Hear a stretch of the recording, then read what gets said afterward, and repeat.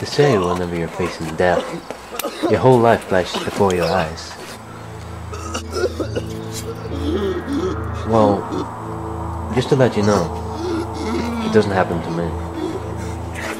I get to retract back into my imaginations that I had since I was 5 years old. I am dancing with death.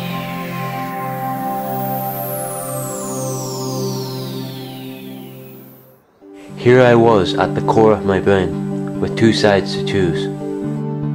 I met the decision maker. He was the one that held the key to both paths. Both he and I decided to choose the path to the imaginary world. A path that could lead me to survive. Death had found out that I chose to go to a different path. A path which could lead me to survive. As he built up his rage, he set off to hunt me down.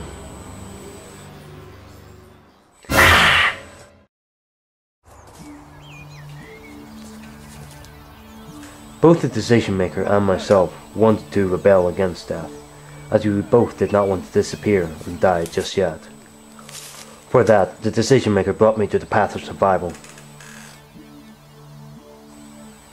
which happens to be a well. This well was to lead me to another one of my creations, one who would tell me what I must do in order to survive.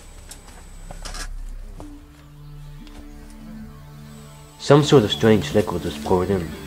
Apparently that was to open up the path for the imaginary world. Then there was something that looked oddly like a tissue. He burned it, and it was full of spices. The spices were to make the atmosphere more sharper and easier to walk through. And now, I enter into the realm of the imaginary world.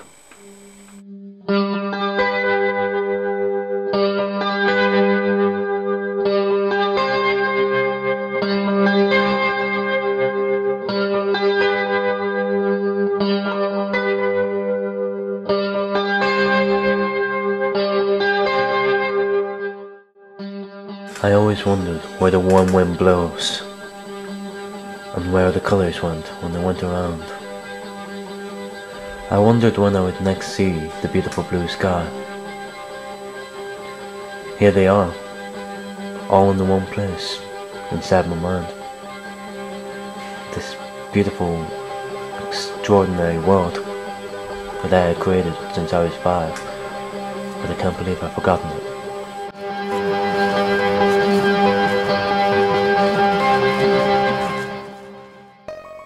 As I walked through this world of dreams, I saw all sorts of creatures that I could barely remember creating.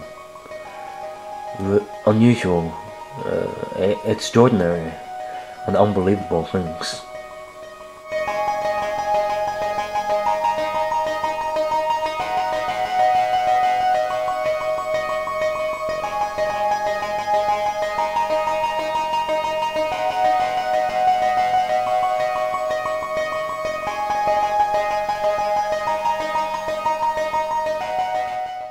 The decision maker had given me some sort of stick that changes, a stick called the Spitfire, and also a pair of round blue spectacles.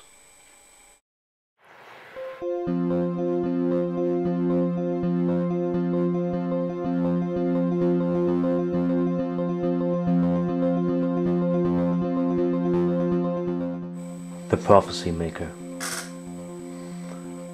One of the creations who was to tell me what lay ahead. He told me what the Spitfire was, and what the glasses were for. The glasses were for the Time Watcher. The Time Watcher was to bring me to the one person that would help me rid of death, and that was the time-traveling magician. I had to find him quick, for death was lurking nearby, in the trees.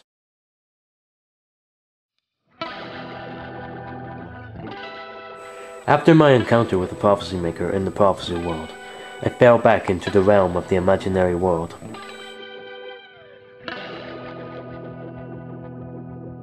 Just as I thought all hope was lost, and worrying that the Time Watcher wasn't going to meet me, he finally appears.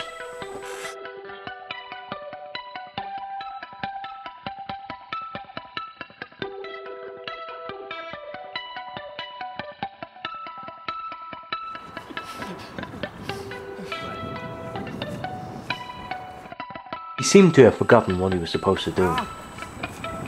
But then, suddenly he remembered. He brought me to an area where we could teleport. Apparently you can only teleport in certain places. However, we were on our way to see the time-traveling magician. What the hell? Was the toilet down here? As I looked at the surroundings, I remembered creating this place while playing hide and seek. I saw this as a secret and magical place.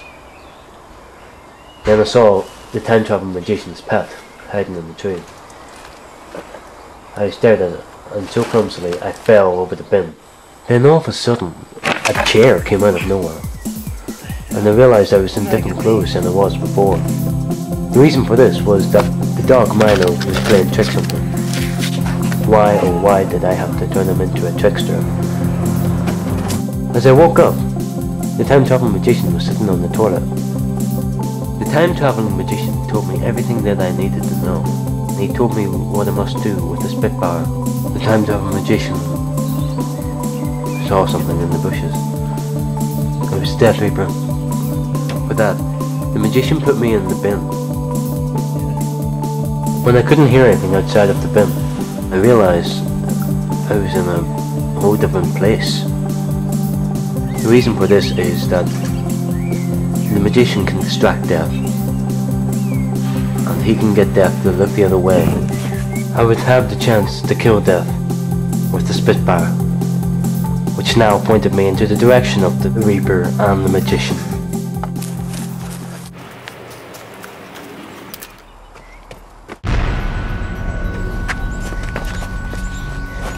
With moments before the magician drew out his last breath, he finally saw me towards them. He managed to teleport the Reaper with him and faced Death's back towards me, and I plunged the Spitfire inside him.